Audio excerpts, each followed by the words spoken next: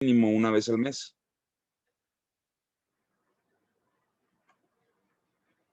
La presentación de este paciente debe ser con total discreción al grupo de expertos que se va a exponer el caso para respetar la privacidad de este y que todos conozcan, el manejo correcto pegado a guías de tratamiento actualizadas, que en su caso como médicos generales que van a ser de excelencia deben ser las guías del CENETEC o las fuentes bibliográficas o artículos más recientes para poder dar sustento a su manejo.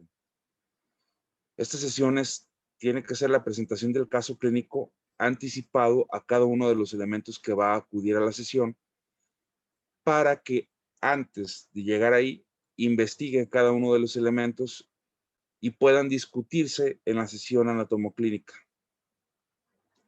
Y con ello saber cuáles son las herramientas con las que contamos para poder llegar a un diagnóstico correcto y un tratamiento adecuado.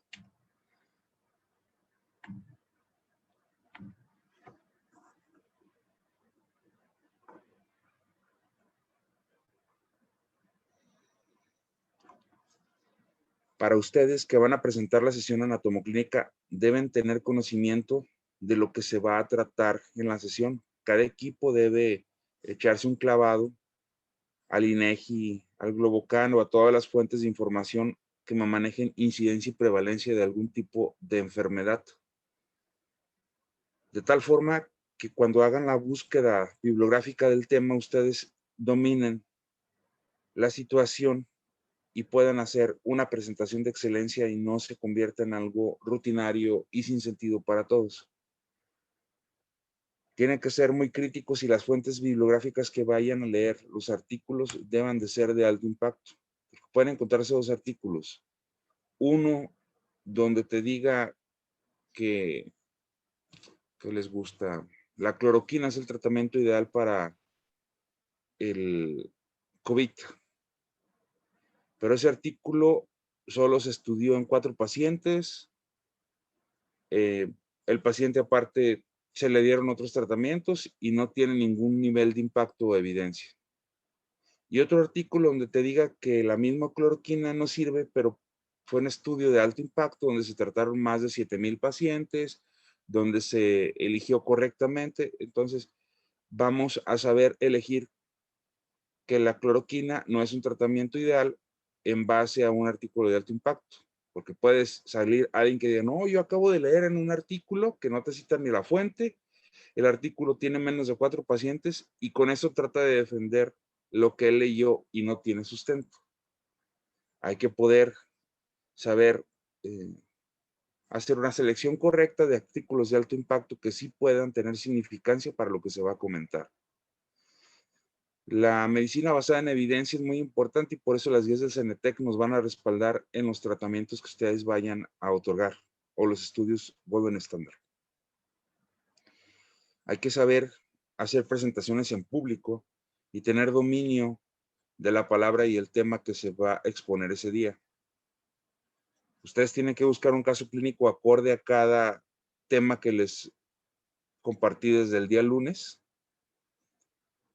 Y tiene que incluir este esquema, la identificación del centro hospitalario, si están en el seguro, si están en el ISSSTE, y poner qué centro de salud es el que cuenta con ese caso, qué departamento y los profesionales que tengan importancia para ese tema que se va a desarrollar. ¿Cuál fue el motivo de la consulta? Es decir, de la sesión general. Les debe quedar muy claro para que sea fácil que vayan repartiendo la sesión de esta forma, con antecedentes familiares, personales, como si fuera una historia clínica completa que nos va a llevar a cada uno de nosotros por apartados a saber identificar qué patologías por apartados pueden irse discriminando en ese algoritmo tan grande para poder adivinar qué enfermedades. Y con esto les pongo el ejemplo de adivina quién, que ya se los había puesto en el semestre pasado, porque así quiero que vaya. De tal forma que vemos una imagen y por poner esta imagen yo les puedo decir, pues un paciente masculino de 50 años de edad que tiene molestias urinarias. Ustedes con esos elementos pueden empezar a jugar a ese adivina quién es el algoritmo mental y decir, bueno, si es hombre, tengo que pensar en una patología de un hombre de 50 años y que tenga enfermedades urinarias. Por estadística, por prevalencia e incidencia, es decir, el número de casos más comunes, ¿qué enfermedad se presenta en un hombre de 50 años que sea de vías urinarias? Y en base a esa lógica, ese algoritmo, su primer hipótesis sería, pues, a lo mejor un cáncer de próstata, una hipertrofia prostática, una infección de vías urinarias.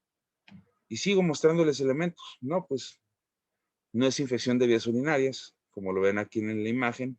Digo, no es una infección de vías urinarias, pero pareciera tener el mismo tipo de características, un hombre de 50 años y todo, pero se agregan más elementos con las que no cuenta la imagen y presentamos un segundo cuadro donde tampoco es una hipertrofia prostática, se parece, pero no es, pero sí tiene todas las características de una paciente con cáncer de próstata. Tiene el antígeno prostático elevado, etcétera. Cosas que no se presentarían en los otros dos casos. Y es a lo que quiero que cada uno de ustedes sepan discernir para poder llegar a un buen entendimiento. La ficha de identidad en la presentación de su caso clínico, que no quiero que sean más de 10 diapositivas para la presentación del caso clínico, debe estar muy clara. Nada más, si es de importancia la nacionalidad, el sexo y la edad, lo agregamos. Si no es de importancia, no lo ponemos y no lo estamos leyendo al momento de la clase, porque esto ya cada uno de ustedes lo repartió.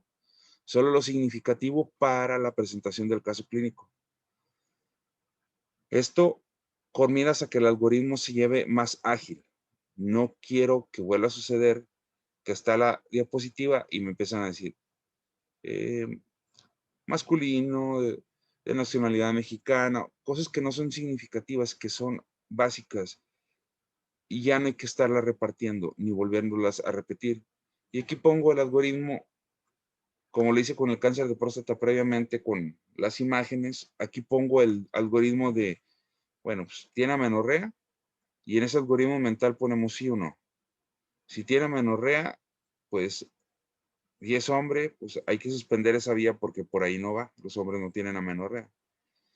Sí tiene amenorrea y es mujer, ok, hay que ver si es mayor o menor de 45 años. Y dependiendo de eso, saber si tiene o no amenorrea secundaria a embarazo. Si es mayor de 45, es poco probable que sea amenorrea por embarazo y pensamos en alguna patología. Si es menor de 45 y tiene amenorrea, pues pensamos en alguna situación fisiológica como un embarazo. Y así vamos a estar nosotros haciendo el ejercicio mental para identificar con esa ecuación, en base a conocimiento, no estar adivinando, en base a conocimiento qué patología es. En este caso, adivinar qué es lo que le está sucediendo al paciente. Respecto al padecimiento actual, solo me tienen que contar lo más importante, que no se convierta en una historia de Guadalupe, en una situación que me empiezan a contar cosas que no tienen relevancia para el caso clínico. Tiene que ser una descripción puntual del motivo del cuadro sindromático más importante de este paciente, que nos aclare muy bien el patrón, si es matutino, vespertino, nocturno, si es dolor, qué tipo de características de dolor, qué escala, que sea totalmente descriptivo para poderlo hacer. Y aquí pongo una imagen. Si ustedes me dicen que tienen una crisis convulsiva, me tienen que describir qué tipo de crisis convulsiva es, cuánto dura, qué presenta, qué hallazgos son, etcétera, etcétera. Igual si es cefalea, la localización anatómica de la cefalea, el predominio si es matutino, vespertino, nocturno, si tiene la duración de la cefalea, si se presenta con un halo, etcétera, etcétera, etcétera. Tiene que ser muy puntual porque no todas las cefaleas son iguales, no todas las crisis convulsivas son iguales y eso nos va a dar más elementos para poder llegar a un diagnóstico oportuno. Ojo con esto, no lo estaban poniendo y es muy importante que el horizonte clínico quede claro para todos. En la primera etapa, en la etapa primaria, la de prevención, el paciente se le hacen programas de promoción a la salud y empieza con síntomas y signos muy característicos. Pensemos en un EBC.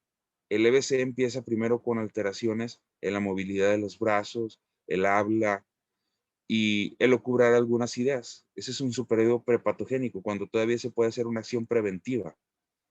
Y eso tiene un cuadro de duración. Son de horas a minutos. Esa es la primera etapa. En la etapa de prevención secundaria, y el diagnóstico empieza a ser más severo porque aparte se empiezan a agregar más signos y síntomas que me pueden ya producir o alguna alteración funcional en ese paciente. Y en la prevención terciaria, perdón, es cuando ya se instauró la enfermedad, ya tuvo el EBC y tenemos que actuar con un intervencionismo para evitar más trombosis o revertir el, el evento vascular cerebral. Es el cuarto terciario, cuando ya se provocó un, alguna manifestación reversible o irreversible en el paciente.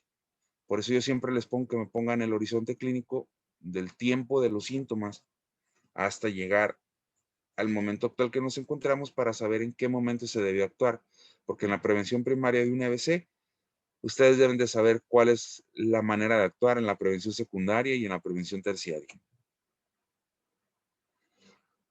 Entonces, con este esquema natural de la enfermedad se van a dar cuenta que hay factores o estímulos que producen el primer cuadro, que es la prevención primaria, como estrés, sobrepeso, hipercolesterolemia, hablando del EBC. En el cuadro de prevención secundaria ya son cuando está instaurado el cuadro, y el terciario es cuando ya me hizo algún daño y se tiene que revertir. Así como ven en la escala de este horizonte clínico, es como quiero que cada uno de ustedes lo tenga claro.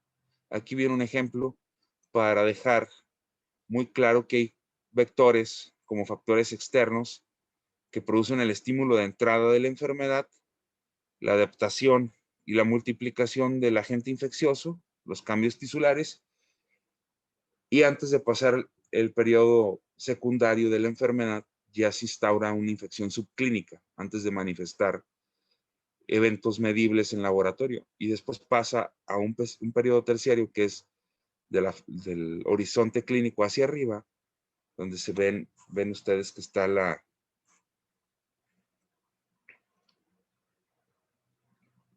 donde ven ustedes que está el horizonte. De ahí pasa hacia un periodo de incubación, empieza ya a tener signos y síntomas que deben de ustedes identificar. Después ya viene tos, eritema, un estado crítico hasta llevarlo a la muerte. Entonces, este cuadro de arriba es la prevención terciaria, este cuadro de abajo es la secundaria y esta es la primaria. Y aquí pueden ver ustedes un horizonte más simplificado de eso para que puedan tener claro qué pasa. Pensemos en COVID, en este momento en COVID.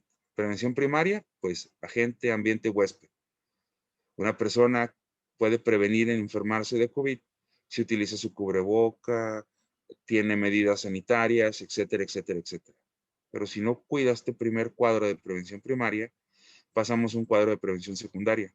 Ya la infección entró en esta parte, la prevención secundaria, y aquí es cuando empieza a ver, el bicho ya entró al cuerpo, empieza a haber cambios, empieza a elevarse el dímero D, las citocinas, etcétera, etcétera, cambios de tejidos y órganos. Y en el cuadro terciario, que está acá arriba, ya empieza a tener signos y síntomas: anosmia, pérdida del olfato, cefaleas, empieza a tener alteraciones en la saturación de oxígeno, empieza a tener una falla sindromática de todo, y llegamos a un punto donde o se resuelve para curarse, se vuelve crónico o se llega a la muerte. Por eso es importante ese horizonte clínico en la presentación del caso clínico, para darse cuenta en qué momento se pudo evitar la muerte de ese paciente o la complicación, y cada uno de ustedes lo conozca. Deben de poner en la exploración física la somatometría, peso, talla, etcétera, etcétera, pero ya lo pueden anotar y no me estén leyendo. Paciente con presión de 120 sobre 70, con frecuencia cardíaca de 75. Ustedes ponen los signos vitales ahí y le pueden preguntar a la audiencia, a ver, integren ahí con la exploración física que estoy haciendo del paciente, integren qué situación está. Y ya uno de ustedes tiene que comentar, bueno, ¿tiene hipertensión, doctora? ¿Tiene taquicardia o una bradiarritmia por la frecuencia cardíaca? Y no sé, está taquimneico. Pero ya con términos médicos elegantes y no estarme leyendo los signos vitales que son obvios a la vista de todos, porque eso solo nos consume tiempo y no nos está ayudando en nada. Para eso ustedes ya lo mandaron en la presentación previa y solo van a integrar diagnósticos al momento de presentar el caso clínico. En la exploración física tienen que seguir, como dice el libro de semiología de Suros, Los 4 pasos de la exploración física puntual: inspección, palpación, percusión y auscultación, y hacerlo notar lo más significativo y importante acorde a la patología que estamos presentando. Siempre debe ser con orden sus historias clínicas y más la presentación del caso clínico. Debe ir en orden céfalo-caudal, de adelante hacia atrás, de proximal a distal. Cuando hagan la presentación no me empiecen a decir, bueno, paciente que tiene cefalea en racimos, intermitente, que se acompaña de dolor abdominal y a la vez tiene onicomicosis. Pero para esto el aparato tegumentario presenta esto y en la cavidad oral, y ya me lo hacen todo en desorden y pierde la lógica natural de la presentación de un caso clínico. Deben de describir puntualmente las regiones anatómicas y saber si lo van a hacer con escuela europea o americana.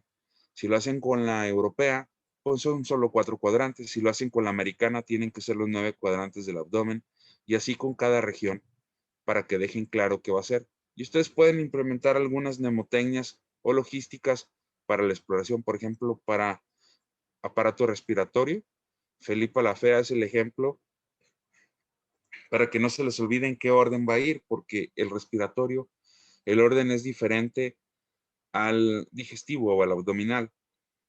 Porque si ustedes hacen una percusión y una movilidad de masas intestinales y luego después quieren auscultar o escuchar, ustedes mismos manipularon la motilidad del intestino. Entonces, no se puede empezar con escuchar una cavidad abdominal y primero hay que seguir otro orden, y eso lo deben de saber ustedes puntualmente y describirlo en ese orden en su presentación de caso clínico. Para la presentación del caso clínico nos vamos a valer de herramientas subjetivas, que es la exploración como tal, y describir si existe o no algún síndrome o síndrome patognomónico que nos pueda llegar a ese diagnóstico y poder tomar directrices acorde a esa evaluación que ustedes salgan. Por ejemplo, si me dicen que el paciente tiene Giordano, en ese algoritmo yo ya puedo saber tentativamente de qué se trata, perdón, o si es un McBurney, de qué se trata. Ustedes deben de estar describiendo qué signo patognomónico es para que la audiencia lo pueda ir siguiendo y con ello poder llegar juntos a un diagnóstico, de tal forma que el costo-beneficio no sea elevado y no se conviertan en médicos que manden a hacer programas para poder llegar a un diagnóstico, sino que por clínica lo puedan diagnosticar. Y todo debe ser orientado a la hipótesis que se va haciendo desde un inicio de la presentación del caso clínico, saber qué estudio van a pedir, que no se pasen pidiendo, no, pues voy a hacer una resonancia de la cabeza y el padecimiento no tenga nada que ver con algo neurológico. Para cada prueba tiene que haber sensibilidad y especificidad de las pruebas. Yo como médico cultivado, como médico general de excelencia, debo saber qué estudio es el ideal, cuál es el más sensible y más específico para diagnosticar ciertos cuadros, y no me estén adivinando ni haciendo gastar recursos a los pacientes para llegar a ese golden estándar o estudio estándar de oro para el diagnóstico de alguna enfermedad específica. Tenemos que utilizar los paraclínicos, que son los exámenes de laboratorio y gabinete, para confirmar lo que por hipótesis y conocimiento previamente habíamos dicho.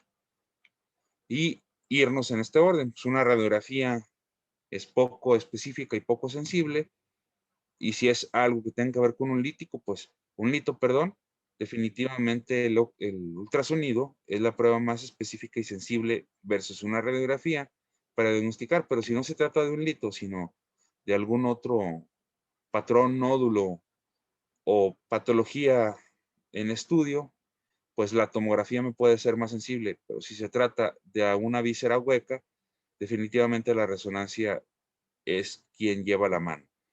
Y en ese orden poder saber si es algo quirúrgico, tienen que apegarse con un cirujano, con alguien experto del área para que les oriente, y cuando den su punto de vista en la sesión anatomoclínica, teniendo misión y pensamiento de un cirujano, nos aporten si esa patología tendría o no alguna resolución quirúrgica y si la resolución quirúrgica que le hicieron a ese paciente fue la correcta, apegado a guías de manejo clínico. Si hicieron un procedimiento quirúrgico, tiene que haber definitivamente un tejido que estudiar. Y también se tienen que acercar ustedes a algún patólogo de manera individual para que les ayude a entender y explicar el reporte de patología que nos ayuden a concluir nuestro caso clínico. Y de esta forma poder saber en ese juego de adivina quién, qué es lo que pasó. Tienen que hacer revisiones completas basados, sugiero yo en cada uno de ustedes que sean artículos de revisión, que sean review. Los review o los metaanálisis son los que traen mayor número de información para que puedan hacer una adecuada presentación de un caso y que puedan tener el conocimiento más grande, que sea review o metaanálisis. Si no son review y metaanálisis, la información que les puede aportar es muy poca. Un ejemplo, este es un review donde estudian pacientes con meningitis bacteriana, un estudio que duró alrededor de más de 10 años y su planteamiento fue en una población muy grande, entonces el impacto que tiene es una revista de alto impacto de mayor significación. Igual aquí el estudio de revisión completo acaso acerca de acromegalia en España es un buen estudio que fue de septiembre del 2012 la publicación, pero fue más de un año de estar investigando pacientes con acromegalia para poder llegar a un consenso, una revisión completa del caso. Cuando ustedes hagan la presentación del caso me tienen que definir, ya que hayamos llegado, bueno, ya vimos la revisión del caso y todos colegiamos que era una acromegalia. Ah, muy bien. Ya supimos que es una acromegalia. Ahora usted que expuso el caso clínico, a la audiencia déjenos claro, en un solo conocimiento, qué es la acromegalia. Y ustedes tienen que definir en palabras simples, basado en alguna bibliografía actualizada, qué es la acromegalia.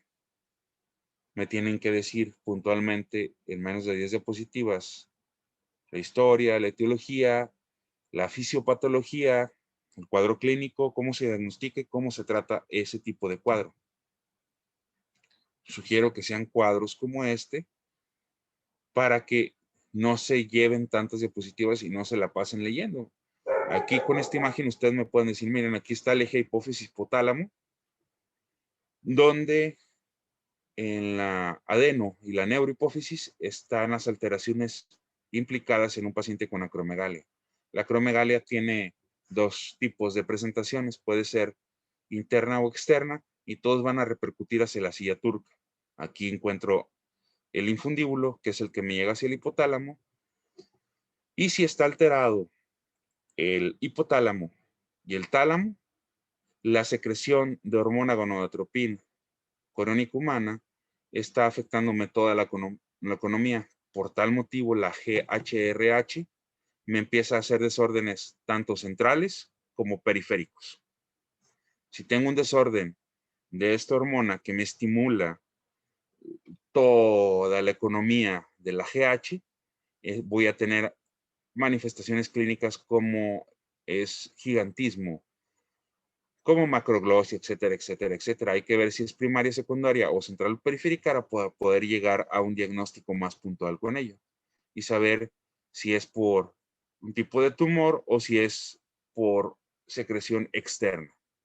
Ya con esta gráfica dieron a entender la fisiopatología a grandes rasgos de lo que le pasa al paciente para llegar a la siguiente diapositiva. Entonces, si vemos que la GH me afecta alguna de la economía de los órganos a manera distal, pues voy a tener alteraciones con la glucosa porque me altera la grasa, alguna alteración hepática, alguna alteración renal, alguna alteración en los músculos o pancreática.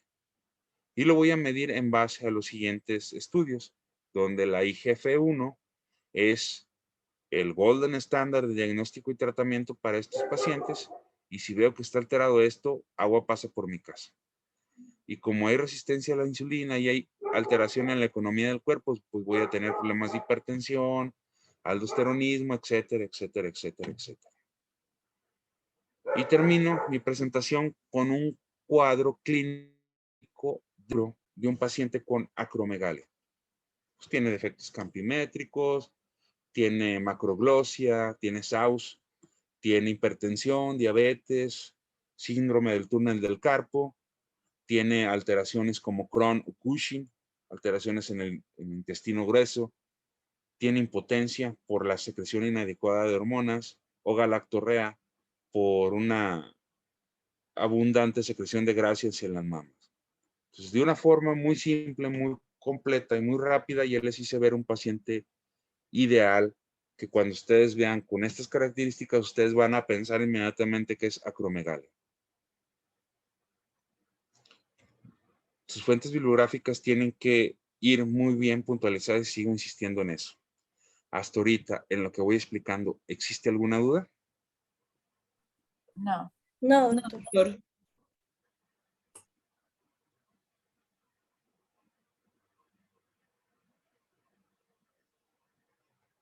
¿Sí me escuchan, doctores?